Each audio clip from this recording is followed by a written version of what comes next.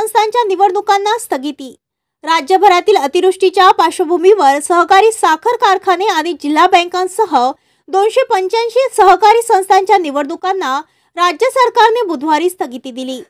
राज्यभरातील अतिवृष्टीच्या पार्श्वभूमीवर सहकारी साखर कारखाने आणि जिल्हा बँकांसह 285 सहकारी संस्थांच्या निवडणुकांना राज्य सरकारने बुधवारी स्थगिती दिली। राज्यात सध्या 3188 सहकारी संस्थांच्या निवडणुकीची रणधुमाळी सुरू आहे। या सहकारी बँका, गृहनिर्माण वित्तीय महामंडळ, सूतगिरण्या, बाजार समित्या, गृहनिर्माण संस्था, साखर कारखाने आणि बँकांचा समावेश आहे।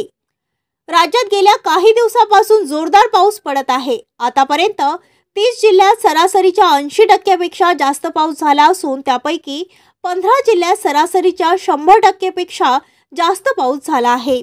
त्यामुळे राज्यातील बहुतेक जिल्ह्यातील शेतकरी खरीप हंगामातील शेतीविषयक कामात व्यस्त असल्याने ते सभासद असलेल्या सहकारी संस्थांच्या निवडणूक प्रक्रियेत सहभागी होण्यास अडचणी येत आहेत। त्यामुळे पावसाचा हंगाम पूर्ण होईपर्यंत म्हणजेच 30 सप्टेंबर पर्यंत या निवडणुका पुढे ढकलण्याचा निर्णय सहकार विभागाने घेतला आहे।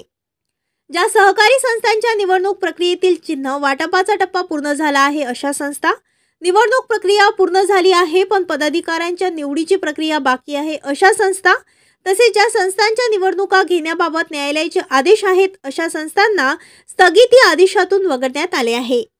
महाराष्ट्र न्यूज लाईव्ह मुंबईसाठी दिलीप कुमार चव्हाणसह कॅमेरामॅन गोपाल चव्हाण, मुंबई।